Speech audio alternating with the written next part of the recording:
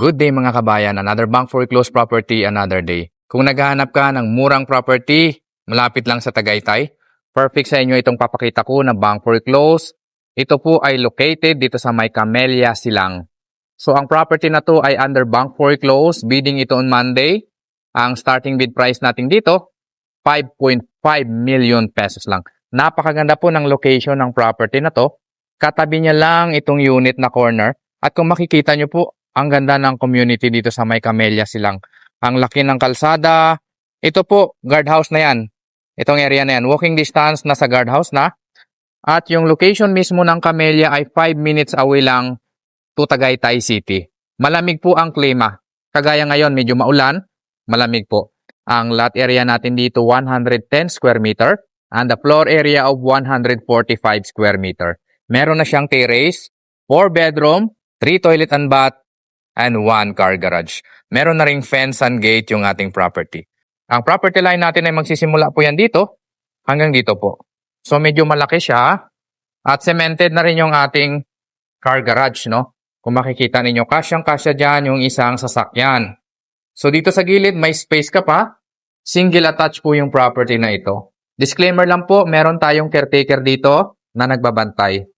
So ito yung magiging lanay mo. Yan. Dito sa area na yan, malaki pa po ito. Alam nyo, mahal na po yung presyuhan ng property dito. Lalong-lalo na katabi lang ng Tagaytay itong property na to. 5 minutes away lang going to Tagaytay. Pasukin na agad natin yung unit. So, ang pintuan natin, steel door po siya.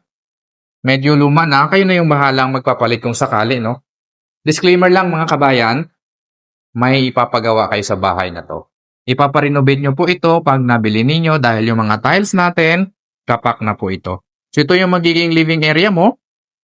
Yan. Itong bahay na to, pwede mong gawing investment, pwede mo rin gawing pa Airbnb, pwede mong gawing rest house. Dahil 5 minutes away lang going to Tagaytay. Ito yung magiging dining area mo, no?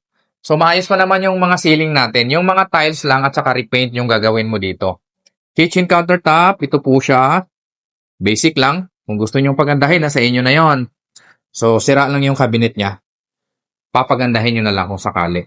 So, meron tayong stock room dito. Ito yung maliit na kwarto. Or kung meron kayong helper, pwedeng-pwede po dyan. Ito naman yung inyong service area. Laundry area. So, ito po siya. And by the way, yung bahay na to, meron na siyang connection ng kuryente at saka tubig sa ngayon. Okay? So, dito po ang master's bedroom sa baba. Ito po yung itsura niya. Kapak na po yung mga tiles.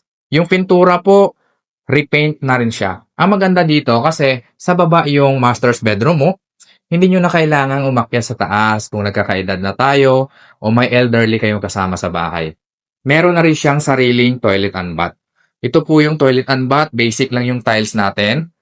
Nasa inyo na po yun magpaganda pag nabili nyo yung property na to.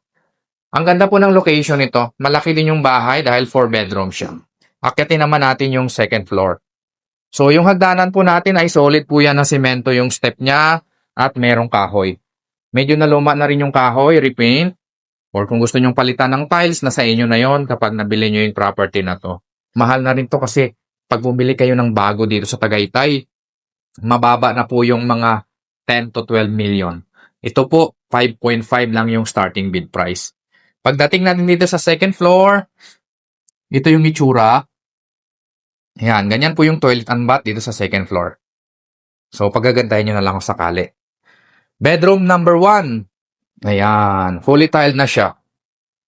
Maganda. So, repaint, repair. At ito yung bedroom number 2.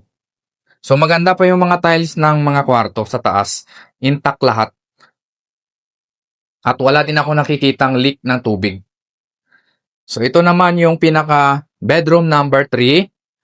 Maayos pa rin yung mga tiles niya. Intact lahat yung mga tiles. Walang mga kapak. May mga part lang na minimal yung ayusan. At i-repaint nyo po yung property na to.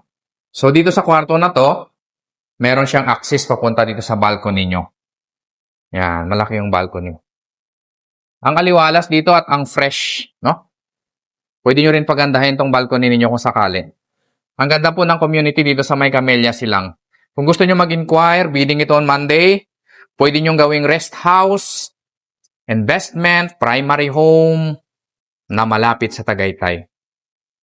Kung gusto nyo magbidding sa property na to on Monday, starting bid price natin is 5.5 million pesos. Kontakin nyo lang ako, nasa screen ko lang ang number mga kabayan.